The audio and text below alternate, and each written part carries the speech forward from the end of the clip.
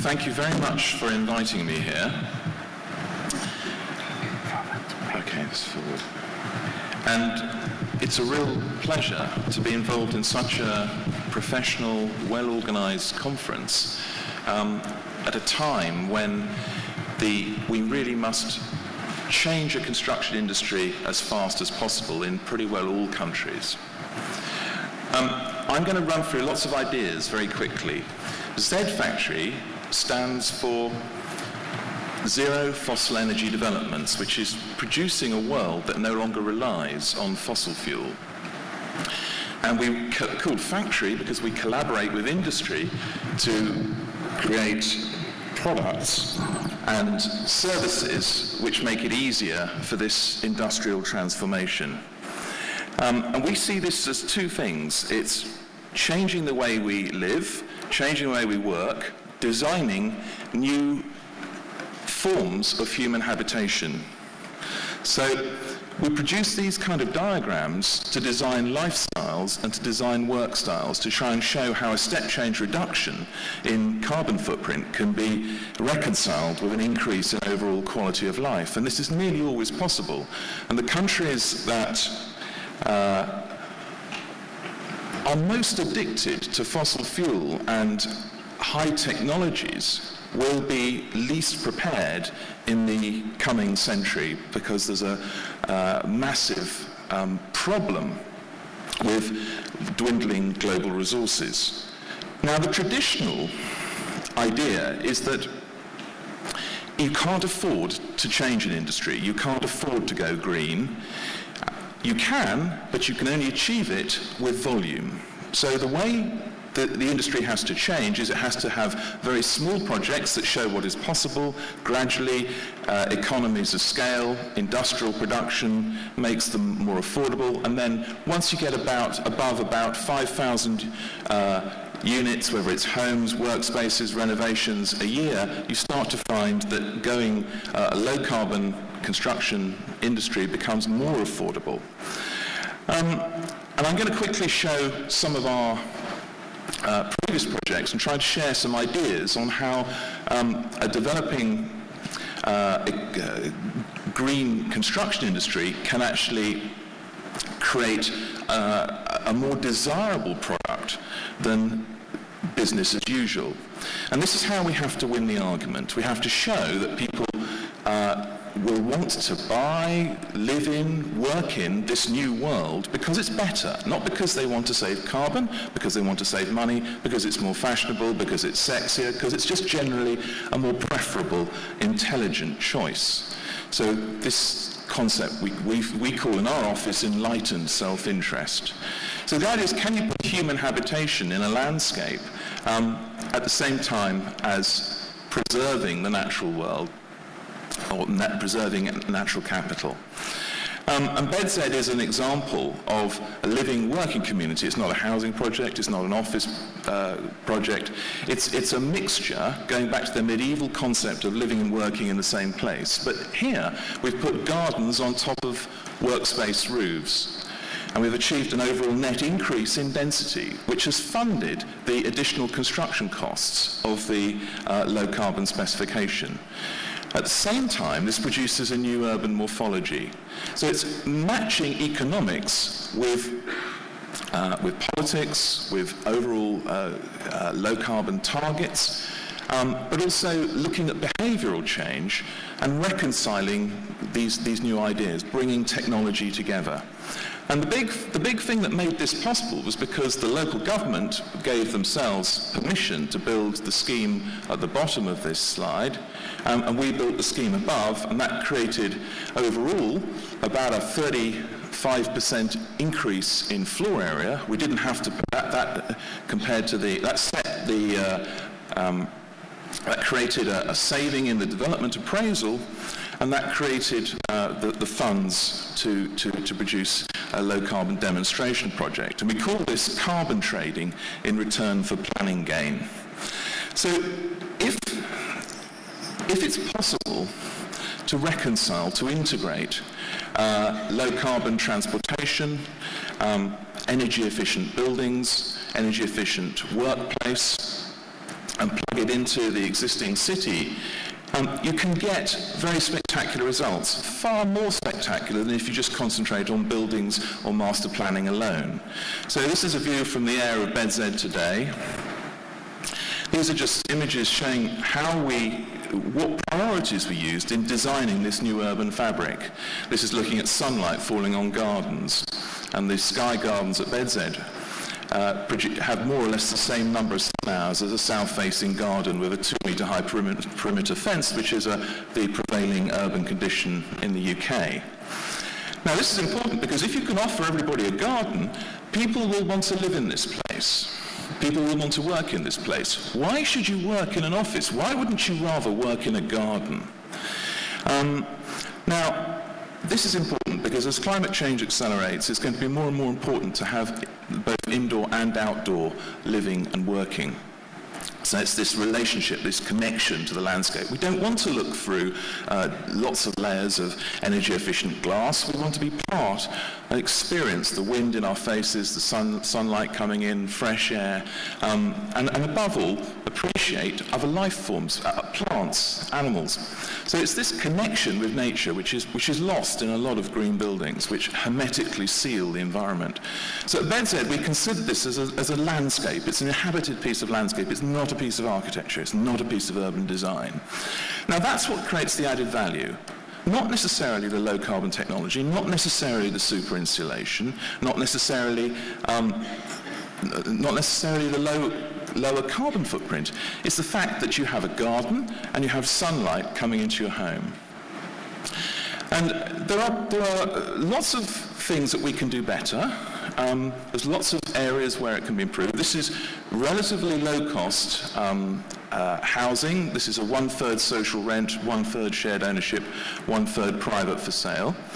But the thing that really stands out, and the reason why it's popular, is that families and indeed workers are given an outdoor space where previously they would have had nothing more than a flat balcony. These roof gardens have 300 millimetres of soil, 300 millimetres of insulation, and then very high levels of thermal mass. And some of the ideas that we integrated into BedZ, like the building integrated photovoltaics, the sedum roofs, these are passive heat recovery ventilators, little silver discs blow open in high winds to stop over ventilation. The roof lights provide cool north light to the workspaces so that you don't have to spend a lot of money on expensive shading systems. And we spend a lot of time working on the public open spaces so that you have the same feel, secure urban design, and you have places that communities want to meet, congregate, and live in for very long periods of time. We celebrated 10 years of BedZ last year, and the first BedZ baby actually introduced the event. So you can tell how successful a community is by how frequently it reproduces itself. So what's the point about this? The point about this is it's not about technology. This is about architecture. This is about passive engineering. This is about energy efficiency. And it's about a new urban language. And it's about respecting climate and using all of these ideas to minimize the need for energy to the point where it could be met by renewable energy sources. So we're designing nothing more than a super insulated, sunny cave with heat recovery ventilation. Well, I know there's a lot of really good cave dwellings in Turkey. I don't know there's very many cave offices, but perhaps there should be. But the story about BedZ is people come to look at the technology. There really isn't any. And when we did fit technology, it broke down very quickly. So my advice is stay clear of it. It's one of the things where if you can minimize technology, you'll have the most resilient systems. Just about the only piece of technology worth talking about at BedZ is a biofueled combined heat and power plant, which ran very well for the first year and a half or 2 years of operation, and then completely broke, and we couldn't afford to replace it. So Even though today it's running on a little, very small condensing gas boilers, it uses so little fossil fuel to run the development that it's still a great low carbon success. But most important of all is the language and the fun, because green buildings have not been much fun to date. Can you capture the public's imagination? This is a live-work unit. There's a kitchen in a cupboard for people who don't like washing up. There's a bed deck above. These are very popular with young people starting new businesses. We built a bar in our offices. We designed it so that shade zones to the north of the housing could be subdivided into very small units, encouraging micro businesses, or opened up to very large companies, perhaps employing 50 to 100 people and taking a whole terrace. So this idea of long life, loose fit. And then the idea that gradually it would become, the people would forget about the buildings, it would just become overgrown. We've raked back the elevations to make sure that sunlight, which gives very useful passive solar gain in the winter, so much so that with the super insulation, you don't actually need a heating system in the houses, providing you cook yourself a meal. Now this is important because if you take the building physics model that was used to design BedZ, and you applied it to the rest of British housing, then you wouldn't produce the kind of homes that you see immediately over the fence, which is the alternative, which is what would have been built on this site if BedZ had been, it hadn't happened. So there's a lot of, my plea is really to give these demonstration best practice projects a chance. And it can work financially. There's pretty well, we've never, on the private for sale units, we've always achieved a 15% sales premium compared to the existing properties around, immediately over the fence. And this has been demonstrated time after time. So 10, 12 years later, the project isn't perfect, but it really is starting to demonstrate that it's a relatively low risk to engage in these particular balance of technologies and urban morphology. Then the next idea is how do we crank up, and where do we go to really look at the future? How do we give the farmers a market? How do we resist urbanization? Why do we all need to live in cities? The answer is we don't. We need to give farmers more money. We need to give them a higher quality of life. We need to give them income. So we've been designing the urban metabolism around what's called a zero fossil energy farm, where you produce food using renewable energy, organic food. You reclaim nutrients from urban and rural environment. You produce food without packaging, and you distribute food without using fossil fuels. So these are big ideas, and we've been working hard on this for a period of years with farmers, and this has produced some of these technologies that we started when we did BedZ have really now matured.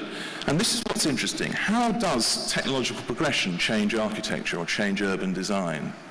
This is the combined heat and power plant at BedZ with a living machine.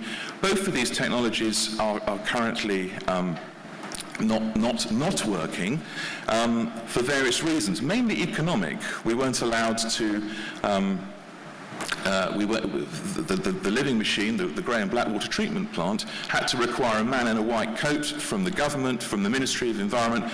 He had to come and produce laboratory tests every day because they didn't trust the community to manage their own local facilities. This was not required, this was unnecessary, but this was centralized government responding and biting back to local initiatives. And that's what the Turkish Green Building Council has to jealously defend and protect and promote. So integrating farmland, but one of the things we found at BedZ that really could work well was this idea of working with the surrounding farmland, using waste, agricultural waste, and perhaps using organic waste from the city without competing with food production. So the red on this diagram produces straw. This is urban waste. You do all your recycling as part of a zero waste urban system. And if you heat the organic material without oxygen, then you get very hydrogen-rich biomethane, which can then be put cleaned and scrubbed and put into the city gas grid, and you can get large city centre projects paying for pyrolysis units out in surrounding farmland, and we call this hydrogen farming. And this is interesting because the byproduct of this process is pure carbon, pure charcoal, and that can be sequestered, that can be buried as a soil fertilizer, biochar soil restoration. And that takes about 20% of the carbon in the biomass out of the carbon cycle. So it's the only technology we know that actually starts to clean the sky, reduce overall climatic CO2 levels. And you can liquefy the gas and produce liquefied biogas, and you can then use that to run transportation systems as a replacement to LPG. So I'd like to see the taxis in Istanbul working on liquefied biogas within the next 5 years.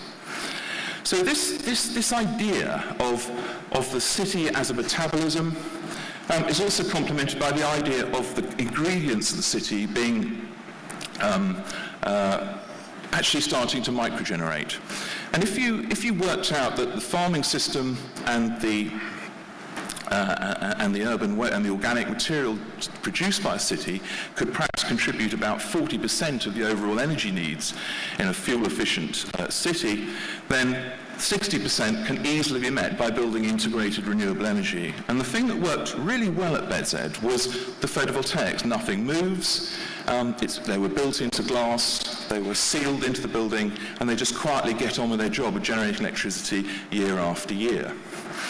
And so we thought, well, people are making solar panels. Well, how do you make solar panels more cost effective? You make it part of the roofing system so you don't have to buy a roof. And then you don't have to build solar farms because actually that's stupid. You're losing valuable agricultural land. We're running out of natural capital as it is.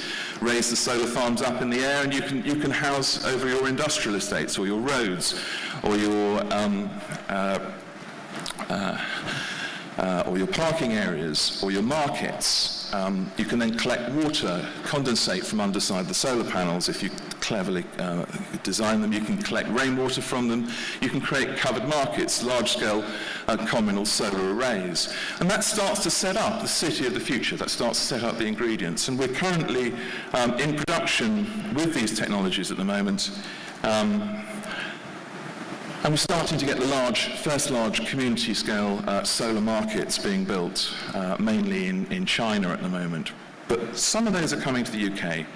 So it's this understanding of what technology you use where, is most important, because normally this is what people get wrong, this is what politicians get wrong, it's what green building councils get wrong. They get bogged down in whether the solar industry lobby them for the only solution is photovoltaics, the solar thermal people say the only solution is solar hot water, the biomass people lobby the only solution is biomass, CHP or wood pellets, and so on and so forth. It's tedious. Actually, they're all required. Everybody has their place in this low carbon society. You just have to work out which technology is the right thing to do in the right place. And we've been working on a very simple mathematical formula which we think actually replaces a lot of the work done, particularly the lead systems, which basically looks at balances embodied carbon, the energy required to maintain a building, the actual energy used by the building, the durability, and then we divide that, and also the amount of renewable energy that a building generates, but when we divide that by the energy invested in the construction of the building in the first place, and we get a very simple equation, which is the number of years to carbon payback. And this gives you one figure, one single figure. It's like if you could distill all of the green construction standards into one number, which is the number of years until carbon payback, then you can immediately, it's a fantastic bullshit detector. You can't cheat this. It is mathematics, it's building physics, it can be monitored, it can be checked. It's a great leveler. And it stops the industry from vast amounts of money. It's like a tax. You hire an expensive consultant to try and give you the cheapest way of achieving the maximum LEED score or the maximum BREEAM score. but you're not actually making any difference to global carbon footprint. You're not actually really helping very much. So this is my plea: simplicity, honesty, and a very simple mathematical formula. And I'll be very happy to share that with anyone who's interested. And we've been working in the UK now, trying to show how we can change our industry by introducing zero energy bills homes. And by using the roof integrated photovoltaics, we create a concept called the solar loft. If you design master plans with 2/3 of the solar panels, 2/3 of the roof surfaces facing south, you generate far more electricity than you can use in a year. With a modest feed-in tariff, UK has one, Turkey has one, you suddenly find that you're in about a 3 to 5 year payback on top of the cost of fitting an additional roof, so the payback is very short.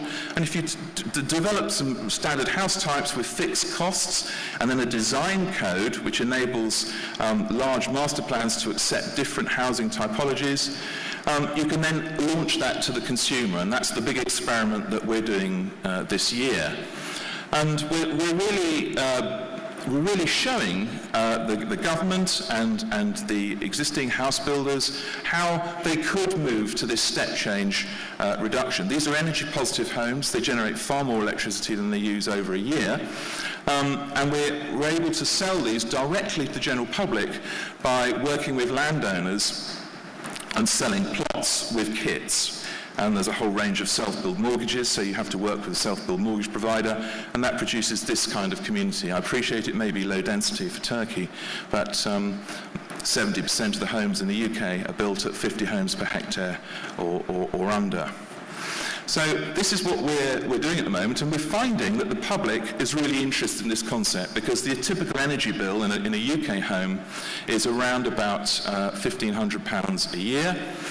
If you're able to offer them no net energy bills at all, then that's £1,500 saving, and then they can clearly see that over the life of a building, this will make a very big difference to the family economy, or indeed the economy of a business.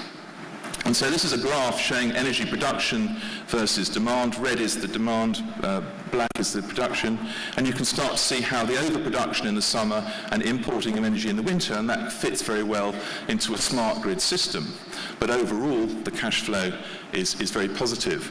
So instead of apologizing for the additional cost of low-carbon buildings, actually, we're selling it to the public because actually they'd be really stupid if they didn't buy one. They're actually locking themselves into a very precarious future with an annual fuel price escalator in the UK of somewhere between 8 and 10% a year for the next 5 or 6 years. Then we start to create jobs, employment, green jobs, creating these kind of homes. We start to go into mass production, start to generate, working with industry, incorporating thermal mass into dry construction techniques for passive cooling. Looking at advanced computer-controlled milling operations, reducing the embodied carbon of foundations using GGBS-driven mini-piles, starting to raise the buildings up so that they can cope with flooding. I nearly didn't come to this event because my home was very nearly flooded. And that produces villages like this. It produces villages and workshops with factories and jobs, and you start to get a virtuous circle where the community can understand how moving across to a low-carbon economy actually creates a more attractive future. And then you can scale up these concepts. Here we're working at larger scales. This is now up to around about 100, 120 homes per hectare. And this is examples of the same concepts, but applied in the center of Shanghai. This is the urban best practice demonstration area for the Shanghai Expo in 2010. So we're looking at how we can do living, working communities to replace the Chinese preference for very high-rise buildings with very low levels of low overall density levels, because they surround them by roads and underused parks. So I wanted to show how some of these ideas join together, and if you involve behavioural change, you can get spectacular results. This is apartments by the sea in Brighton. Unfortunately, they were 3 times higher. They got lopped off by local residents complaining about the height of these towers. So they're rather short now, but the concept works well because however many floors you put on this, you can always generate enough renewable energy to achieve a zero bills apartment at each lift of the design. Has an undercroft with doing all the sort of normal urban active frontage, cafes, all the lifestyle things that make integrate a building within the city successfully. But starting to look now at climate change adaptation, starting to look now at flooding, surface water, starting to look at how the building blocks could change, store rainwater better. How would it change rising sea levels? Because there's going to be quite a policy of planned abandonment on the UK coastline. And so we designed a parking undercroft which could be abandoned over the lifetime of the building. So probably by 2080, very substantial changes would start to occur. And this is all happening very fast, minimizing overheating. As we're failing on climate change mitigation, climate change adaptation becomes absolutely critical, and that's very much the mood in the UK at the moment. The country very battered by the weather over the past. We've been on flood alerts since Christmas Eve. So this idea about not necessarily building, but designing inhabited landscape, I think is helpful to the green building scene. This shows how the same principles, being able to walk from the street up to a sky garden, maybe it's 15, 17 stories in the air, but the idea that the park is integrated within the housing we're building this. These are communities about 2,500 homes in Dalian in North China. But what it does is it shows that where there's bravery and a desire to look at different urban morphologies, there is hope, because if we hadn't done this, there would have just been rows and rows and rows of standard high-rise buildings. I wanted to quickly show two last ideas. One is that as the winds grow stronger, as there are more and more refugees, as Turkey has problems with resettlement of refugees from Syria, we've been looking at how to cope and how to do zero bills communities or zero carbon communities with people who have very little. And almost the less people have, it almost becomes easier.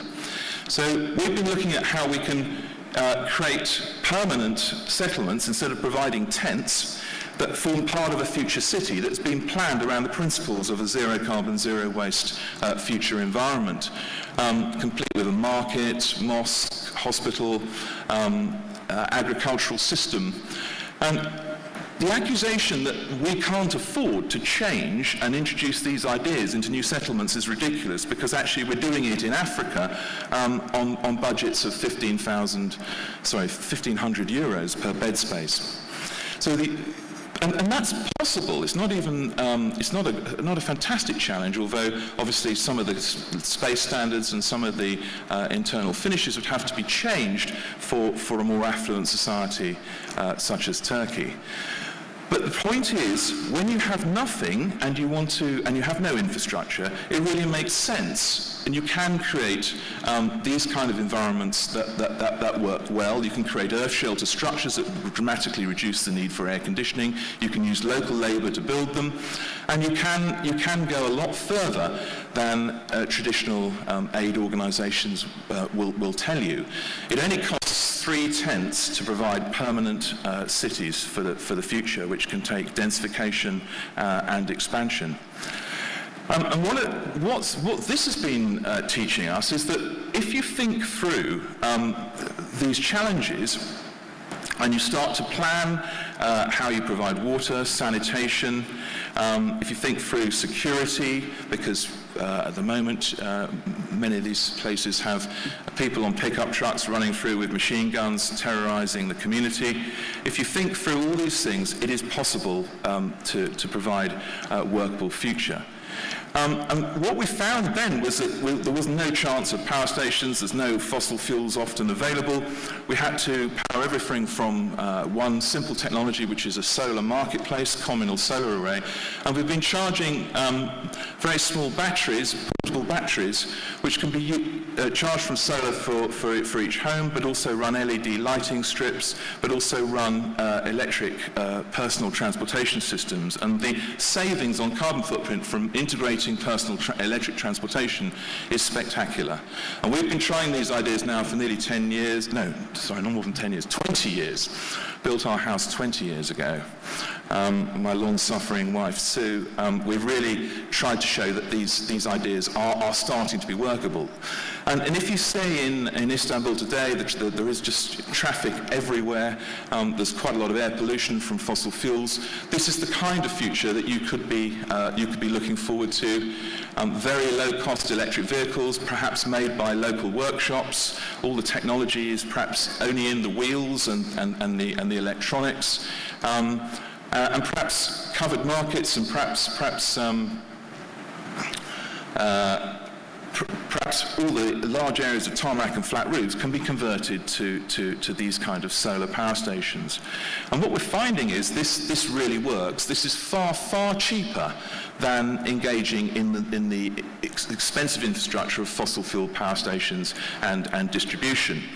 And we're marketing this thing as something called a Z Street, where you actually use the street to provide the water, water treatment, water supply, cooling. We've got ice cooling systems that are powered by solar energy. They're in shipping containers which can be integrated within the architecture or turned into the streetscape. And these things make so much more sense than relying on conventional utilities. And finally, I've gone on too long, we're renovating this existing buildings, all these technologies now being applied to an existing building in Holland, working with the WWF One Planet Business Garden team in Amersfoort. And I just want to show how pretty well everything can be used to turn a very bad existing building into a really fun low carbon or zero carbon demonstration project. And this is an example of understanding the carbon implications of every single design decision, measuring it, and then making sure that you integrate enough renewable energy systems to actually power the new use. So we put a climate shell made from the photovoltaic roofing system over the whole building. We then made all the horizontal roof surfaces into gardens. We connected all the gardens up with ramps, stairs, and walkways, and you get this. You then suddenly get a very dull tax collector's office building turned into a garden. So it's a business garden. You work in a garden. And I think this is the future. We don't have to knock buildings down. We can convert what we have, but urban design and cityscape will change. I think that's my main lesson really is if we can do this now because we've got the economies of scale, the industrial design of the individual components, the prices have dropped enough. It now becomes more economic to do this than to refurbish it using conventional passive house techniques and build power stations to serve it. And so this combination of passive energy efficiency and renewable energy and imaginative architecture is the way that we'll power ourselves into this new future. Thank you.